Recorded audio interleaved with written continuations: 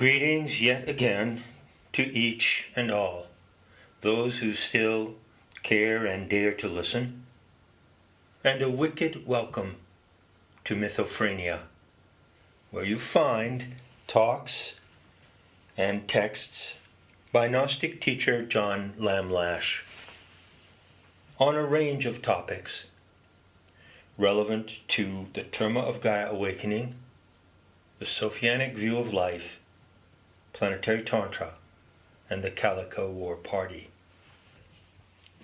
This recording, made on December 16th, 2016, is a spoken version of the essay in Mythophrenia entitled The Maitreya Process. You would be advised to listen to the little song, the prelude in song, that comes along with this essay. There is a message in that song, and you would be well advised to reflect on what that message might be. The Maitreya process. To begin, the 3 S's. In the tragedy of the mother, I describe the response of the earth toward human recognition of her identity as a cosmic deity, the Aeon Sophia in Gnostic parlance, or toward lack of such recognition. The talk asserts the very great fact that many human animals living on the earth are not disposed to see the planet as their local source, the immediate matrix of life and mind. They do not realize that the earth is immediately alive, a sentient superorganism with a mind and will of its own, and they are not inclined even to entertain such a realization. They do not recognize the source of life in the setting where they find themselves, nor do they take any interest in the story of the earth, the planetary biography describing how the earth came to exist and what the human species is doing on it. That there is only one such biography produced by the human mind in the attempt to understand its own origins and its role in the cosmos also does not engage the interest of many people, even though it is a clear and irrefutable truth, and might well be described as spectacular, arresting, and unparalleled. As the talk further explains, the sorrow of the Aeonic Mother, as Sophia may also be called, is not due to her narcissistic need to be seen. Rather, it comes from the love of the Earth Mother for the divine experiment she provides for humanity in the terrestrial setting. She knows how the human creature is designed because she, with her consort, Thelete, designed it. And she remembers how the experiment with Anthropos 10, the current strain of the human species, was preconceived to develop in a 3-body system consisting of planet, moon, star, or sun. Uppermost in her mind, there is the desire she held, quote, ever the earth was, end quote. That is, even before she turned into the earth. The desire for the Anthropos to discover and own its innate genius, to thrive in its habitat, and to demonstrate novelty, innovation, and the application of mutual aid to the highest benefit of those who desire universal happiness. Sophia designed the experiment so that every participant can achieve happiness with and through others, given the will to be involved. She does not feel sorrow for the lack of disposition to recognize her or learn her story, but for the failure of humanity to make the best of its endowed talents within the Edenic experiment set up for it.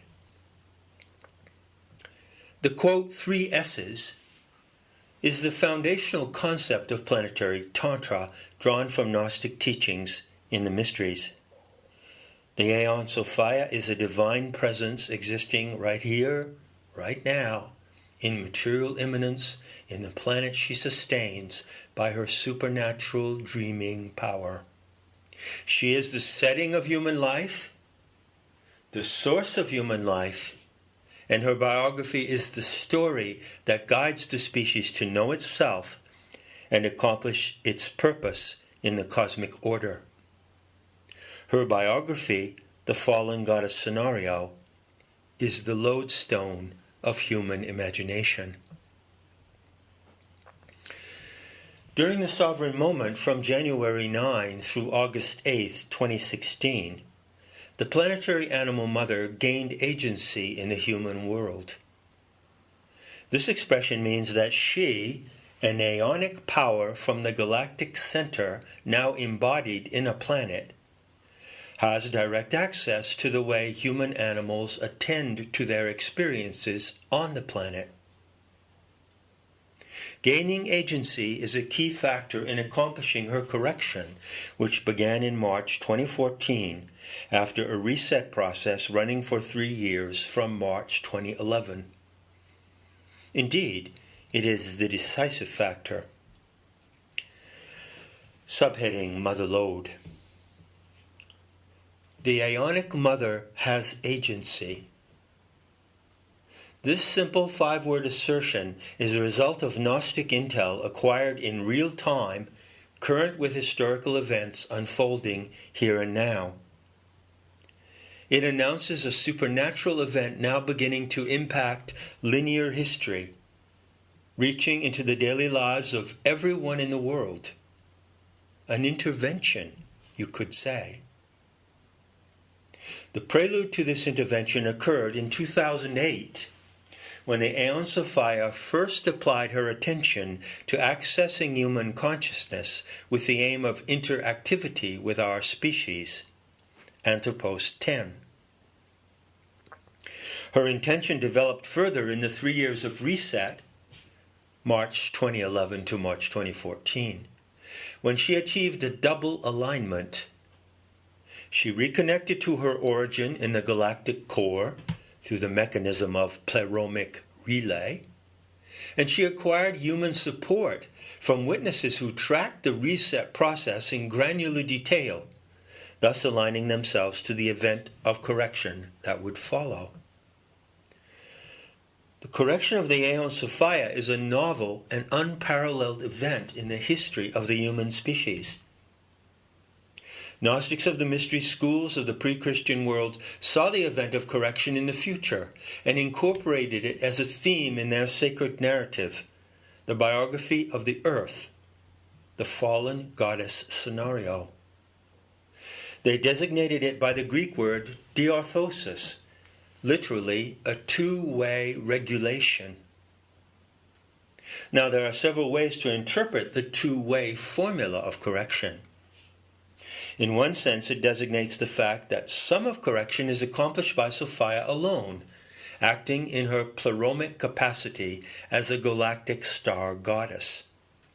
And some of it depends on a measure of human perception and human participation. In another sense, the two-way solution signifies the mutation of Anthropos 11, a new or emergent strain of humanity, distinguished from Anthropos 10.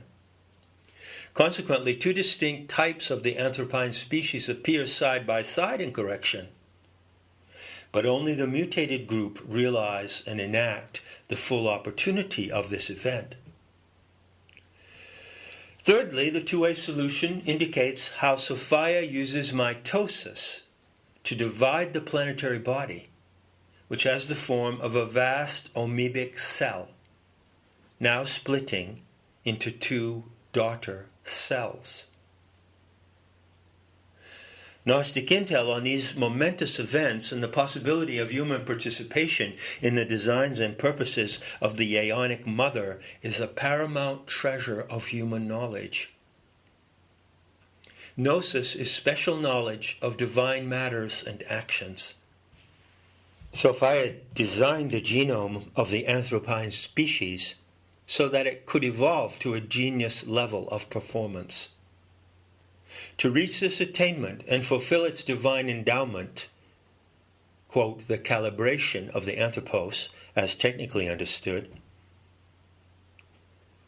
humanity has to be educated to meet the challenge. In the 18th century, certain visionaries and philosophers of the Romantic movement called for, quote, the education of the human race, end quote, but they were unable to provide it. They had no way to frame the project, no basis for the curriculum. They lacked the sacred narrative as a framing device for this vast visionary proposal. With a mother lode of Gnostic intel coming to the world since the discovery of the Nag Hammadi writings in December 1945, that basis now exists. The mother lode is a term in mining for a massive vein of precious ore from which many extractions can be made. Gnostic intel developed and shared by genuine teleste, initiates, living today, is the mother lode, the ultimate wisdom treasure. Subheading: A world teacher. The Aeonic Mother has agency is a Vedic assertion drawn from the rigorous practice of experimental mysticism, Gaian shamanism, applied gnosis. It is a statement that only a telestic expert could make, and it requires elaboration from the unique teaching resources of Gnostics living today. A world teacher comes out of the contemporary mysteries, those being actively pursued in this historical moment. At Eleusis in ancient Greece, the child of the mysteries was celebrated in the name Iachos, with a breath behind the K. It could be said that the world teacher is the Iachos of the present moment of historical time, the child of the mysteries. The so-called world teacher is a figure in numerous religions, considered variously to be a type of Messiah in Judaism, Christianity, and Islam, or, quote, the future Buddha, unquote, called the Maitreya. This name is an honorific title meaning benevolent friend, derived from the Sanskrit word Maitri, friendship. Buddhists around the world continue to await the Maitreya and in some cases have identified him, so they believe. Just before the First World War, certain leaders of the Theosophical movement attached the specific designation of world teacher to the expectation of the Maitreya. Strangely, the Maitreya, world teacher, they announced, refused the role. On some rare occasions since that time, individuals have come forth and announced themselves, claiming to be the Maitreya. Common sense informs us that there are two ways in which the Maitreya can be identified. He is announced or proclaimed by others, or he announces himself. That is simple and obvious. But common sense does not reach the subtle realization that the Maitreya cannot assume his role to educate the human race across the world without recognition that he is actually doing so, with no claim being made. The Maitreya demonstrates his presence in action, not by a declaration. Claims and announcements do not make the Maitreya, for they could easily be false, delusional, or fraudulent.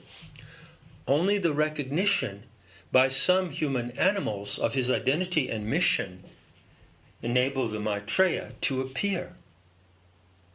In short, the appearance of the Maitreya happens as an event of recognition by some members of the human species, and not through any declaration coming from the teacher who is so recognized.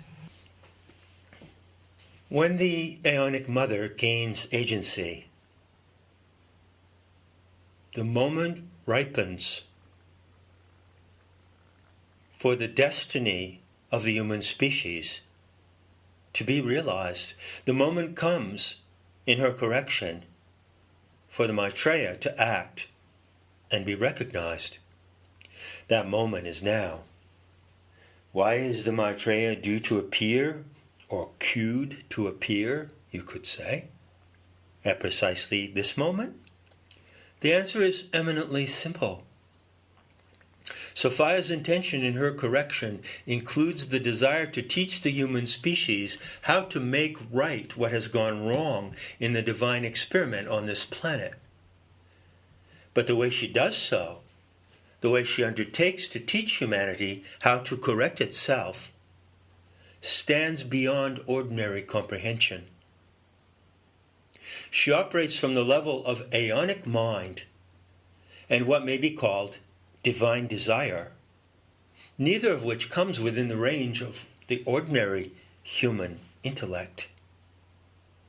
Here is where the Maitreya comes into action. By teaching the world how the Aeonic Mother accomplishes the educational challenge of correction, how she handles it. Without the assistance of the world teacher, it would be largely impossible for those members of the human species, even who are disposed to do so, to detect and follow the teaching technique of the Aeonic Mother. Subheading: Aeonic Superlearning. So, who is the Maitreya, the world teacher? Well, you cannot know who that individual is through his identity being announced by others or by himself. And anyway, the Maitreya is a process rather than a person. Yet, it also is a person, a particular human individual. Yet again, the identity of the Maitreya is not limited to one individual, rather to a succession, or you could say, a cluster.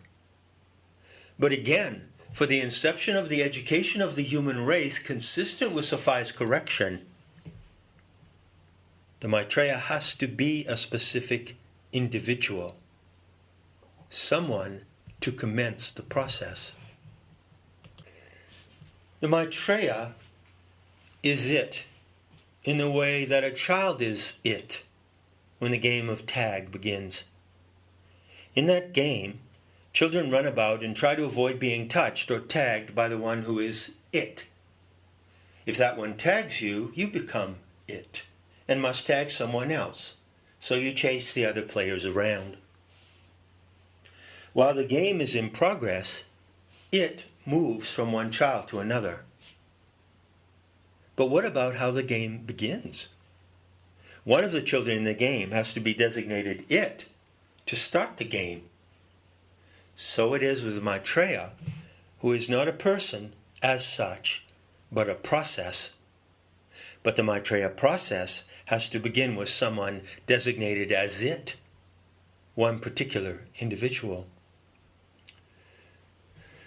Repeat, this designation of who's it is a conscious and intentional act of unparalleled immediate recognition, not a declaration coming from who it is. For Maitreya, who is it, to announce himself would be an easy, simple, transparent, and straightforward act. Obviously. But the Maitreya can only be so by endowment of a subtle and playful mindset. In fact, Maitreya is a kind of trickster, a master of games, Magister Ludi. He announces himself by the articulation of the Maitreya process rather than by laying claim to the inceptive identity generating that process, the one who is it when the game begins. Illustration. The teaching eye in the palm of the hand of Avalokiteshvara, who is an archetype of the world teacher. In planetary Tantra, this revered figure of Tibetan Buddhism is rendered into an aspect of the wisdom goddess and becomes Tantra Mother, who teaches the end of pretending, the 5 skull crown initiation, supersaturation, match and merge, and other practices in the curriculum of the Maitreya. Continuing. The super subtle game of divine intelligence acting through human identity is an open invitational event in which a succession of individuals can participate, share and share alike, following upon consistent recognition of the one who is it. Only those with sufficient subtlety of intellect can comprehend how Sophia will teach humanity by hacking into the first and second attentions, accessing the normal functions of observation, the first attention, and memory, a subfunction of the second attention.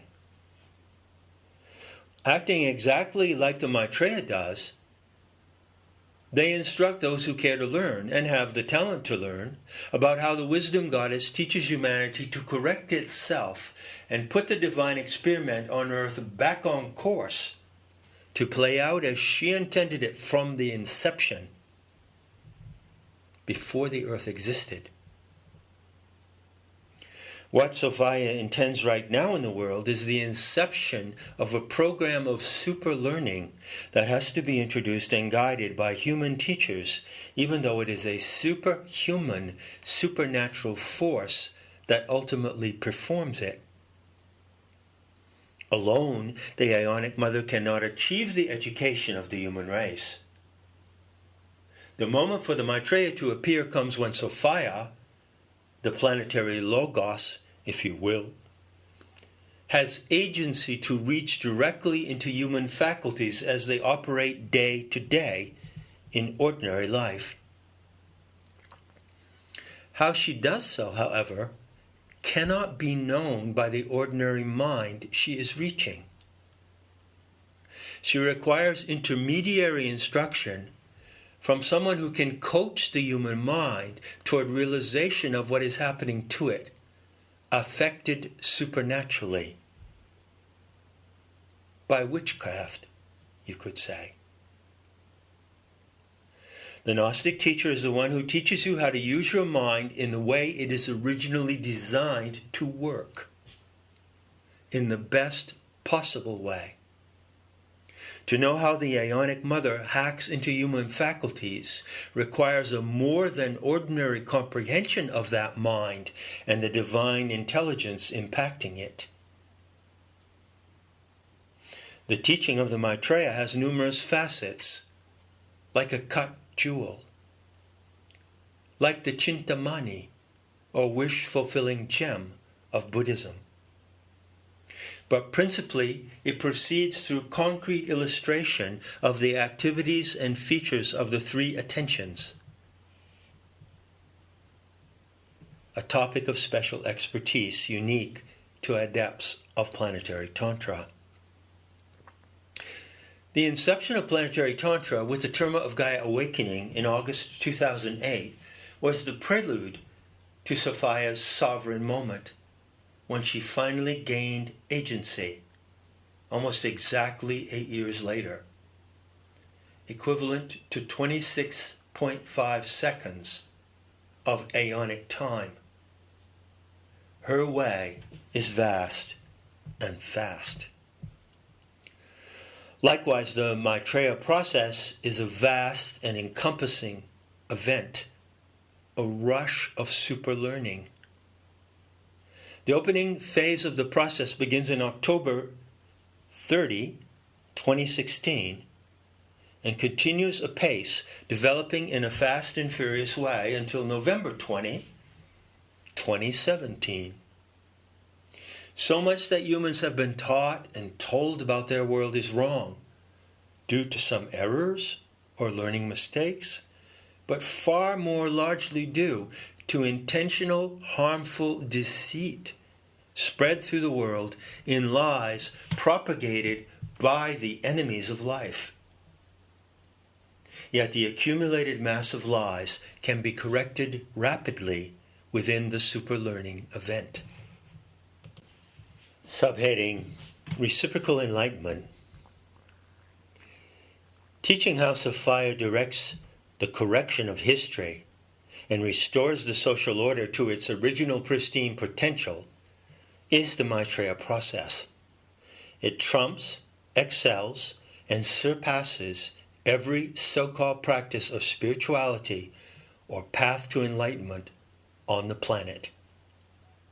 This teaching makes its initial mark in the ordinary world and proves its veracity for all to see by superseding all previous Buddhist teaching, hence demolishing the entire structure of Buddhist learning and practice, ritual, institution, the whole 9 yanas.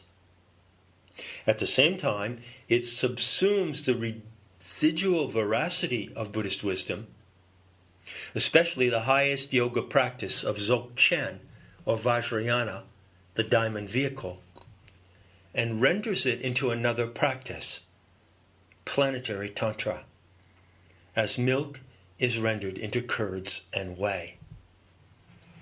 The one who is it makes no claim to being so, and does not need to make any such claim or announcement.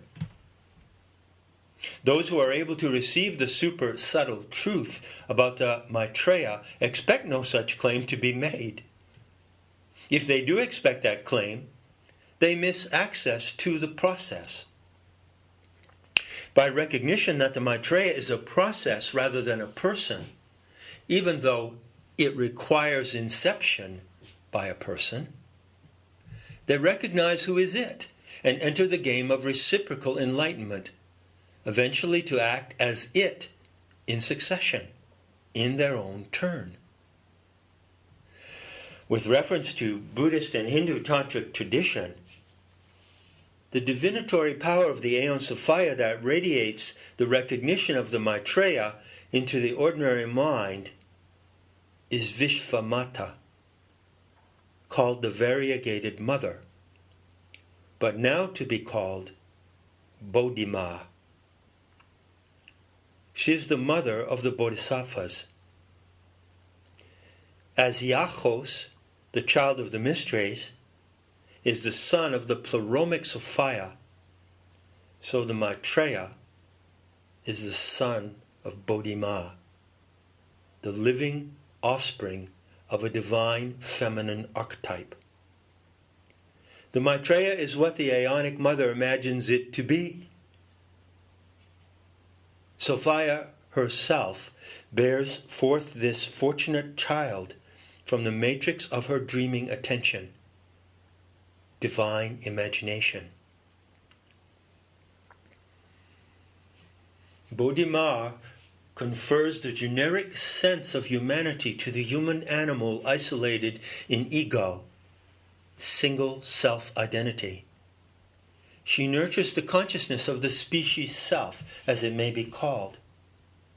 The recognition of the Maitreya anchors this sense of humanity in the human mind and heart as a non-abiding transpersonal insight that passes from look to look as human animals encounter each other, strangers or not.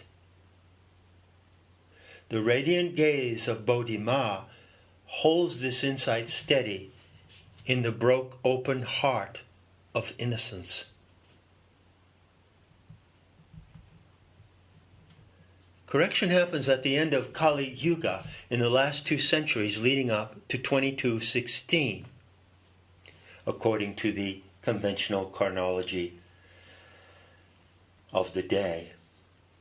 During this time, at the very outset, the succession of the Buddhas ends.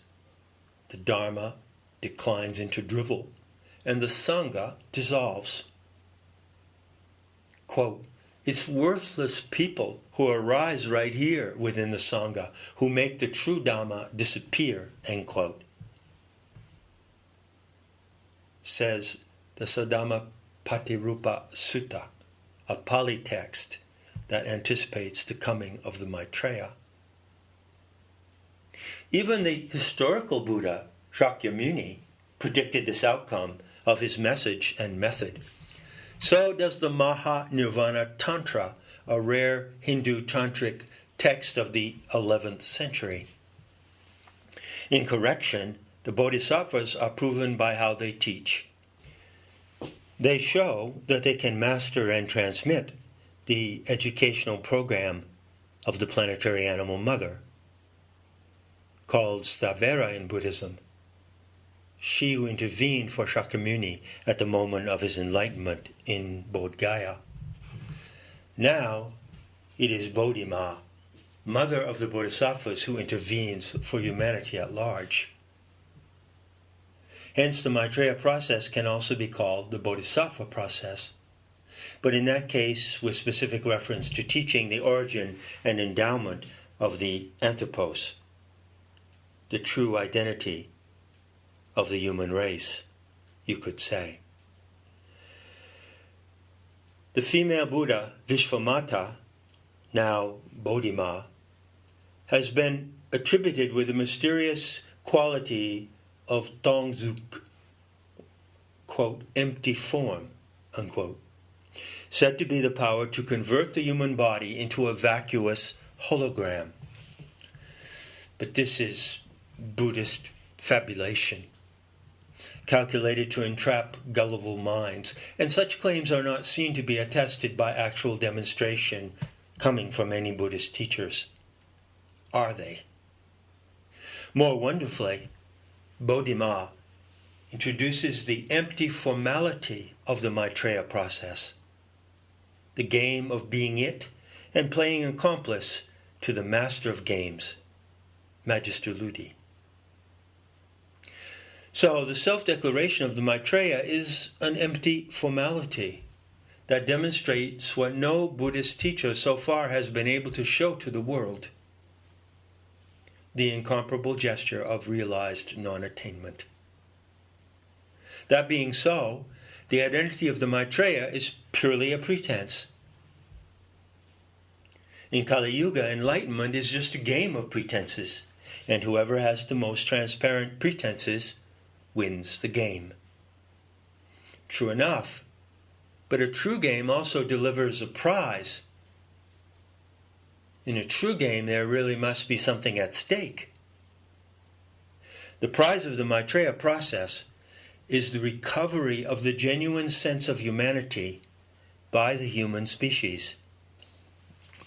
The guidelines for this recovery are presented in that unique wisdom treasure, the Terma of Gaia Awakening. It excels and surpasses all previous termas. In the precise syntax of this process, you can distinguish the Maitreya from Maitreya. The Maitreya is it, but once the Maitreya tags an individual, that individual is it, for whomever they eventually tag. The tagging activity is fractal. The way this process works is simplicity itself, supremely ingenious, playful, and precise. The only thing I can tell you about my enlightenment is this: it's yours. The Maitreya process is the inception of reciprocal enlightenment, shared one mind at a time, person to person.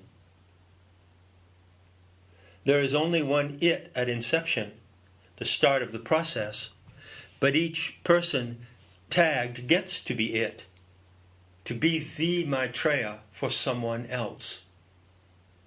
Uniquely, in that instance of reciprocity, mind to mind and heart to heart. As the process unfolds, the Maitreya becomes simply Maitreya. You are just another benevolent friend who brings the higher education of the human race to a stranger whom you meet but never get to know. Reflect on that. Maitreya, the friendship of strangers, is the ground of reciprocal enlightenment and the community of bodhisattvas who together now teach humanity how the World Mother achieves her correction. This is supreme instruction, and merely to hear about it brings incomparable liberation.